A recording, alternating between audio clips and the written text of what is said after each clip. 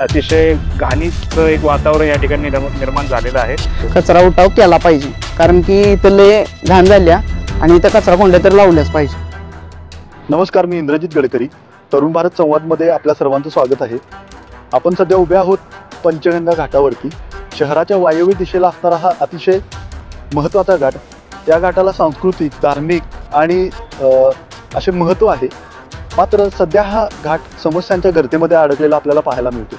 कुठे कचऱ्याचा ढीग, तर कुठे सडलेले अन्न, कुठे नदीपात्रात सोडलेल्या परड्या, त्यामुळे या परिसरामध्ये दुर्गंधीयुक्त वातावरण तयार झालेलं आहे।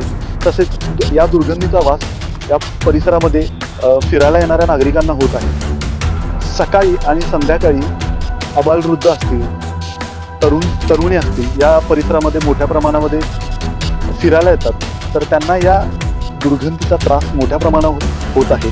तर आपण पाहू शकतोय की नदीपात्रामध्ये सडलेलं अन्न असेल किंवा प्लास्टिक कचरा असं हे निर्माल्य या ठिकाणी साचलेलं आहे। मनपाच्या दुर्लक्षामुळे याचा नेहमी उठाव होत नाही आहे, त्यामुळे नागरिकांमधून तीव्र संताप व्यक्त केला जातोय।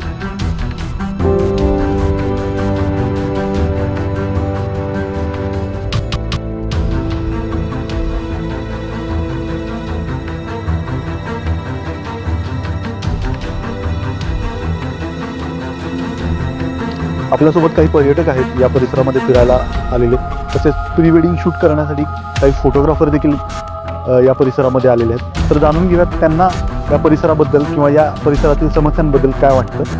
चला, आपल्यासोबत काही पर्यटक आहेत जे महाराष्ट्रातल्या विविध भागातून या ठिकाणी पर्यटक फिरायसाठी येतात, या परिसराचा आनंद घेण्यासाठी येतात। तर त्यांना विचारूया नेमकी काय समस्या या परिसरामध्ये त्यांना जाणवत आहे। तर आपल्यासोबत पिंपरी चिंचवड येथून काही पर्यटक आले, तर त्यांना आपण विचारलं। नमस्कार, मी ऋषिकेश कदम। आम्ही या ठिकाणी पिंपरी चिंचवड या ठिकाणाहून आलो आहोत। या ठिकाणी प्राथमिकदृष्ट्या बघितलं तर नदीचा पूर्ण दुर्गंधी साठली आहे।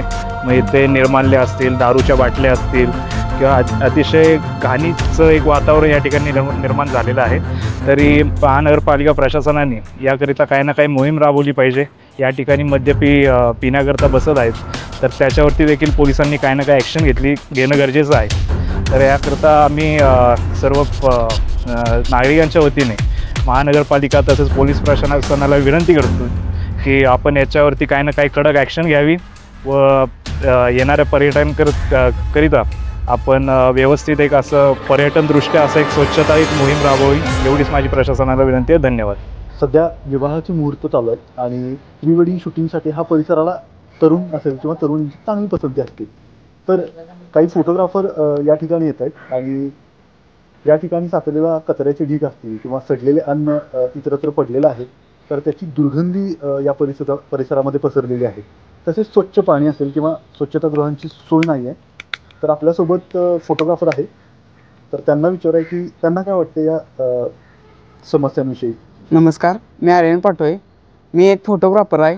इथं मी व्हिडिओ प्री वेडिंग शूटिंग करायसाठी येत असतो, पण इथं काय कचरा कोंड्या लावल्या पाहिजे, कारण इथं कचरा लय झाला आहे। इकडे दारू पिणाऱ्यांकडे लक्ष दिलं पाहिजे, कारण की इथं लय कचरा झाला आहे आणि इथं दुर्गंधी लय वास यायला लागला आहे। महानगरपालिकेने इथं लक्ष दिलं पाहिजे, कचरा उठाव केला पाहिजे, कारण की इथं लय घाण झाल्या आणि इथं कचरा कोंड्या तर लावल्याच पाहिजे। या परिसरातील सामाजिक कार्यकर्ते असतील किंवा नागरिक असतील, यांनी वेळोवेळी महानगरपालिकेला विनंती करून देखील हा कचरा उठाव नियमित झालेला नाही आहे। तसेच अंबाबाई दर्शनासाठी महाराष्ट्राच्या विविध भागातून पर्यटक या ठिकाणी येत असतात। ते या ठिकाणी बसेस पार्किंग करतात, मात्र त्यांच्यासाठी नियोजित असं स्वच्छतागृह नसल्यामुळे त्यांचीही मोठ्या प्रमाणात अडचण होत आहे। स्वच्छ पाण्याची या ठिकाणी वानवा आहे आणि सध्या तुम्ही बघू शकता की विवाहाचा मुहूर्त मोठ्या प्रमाणात चालू आहे, त्यामुळे हा एक पारंपरिक असणारा परिसर आहे। त्यामुळे तरुणी जे आता विवाह बंधनात अडकणार आहे, तर ते प्री वेडिंग करण्यासाठी मोठ्या प्रमाणात या परिसरामध्ये येत असतात, फोटो सेशनसाठी किंवा शूटिंगसाठी। मात्र या परिसरामध्ये ठिकठिकाणी साचलेले कचऱ्याचे ढीग किंवा सडलेले अन्न यातून येणारी दुर्गंधी यामुळे त्यांच्याकडून ही नाराजी व्यक्त केली जात आहे. मनपाने या प्रश्नाकडे तात्काळ लक्ष देण्याची गरज नागरिकातून तसेच फोटोग्राफर असतील किंवा पर्यटकांकडून व्यक्त केली जात आहे. कॅमेरामन दिव्यासोबत मी शहर प्रतिनिधी इंद्रजित गडकरी. धन्यवाद.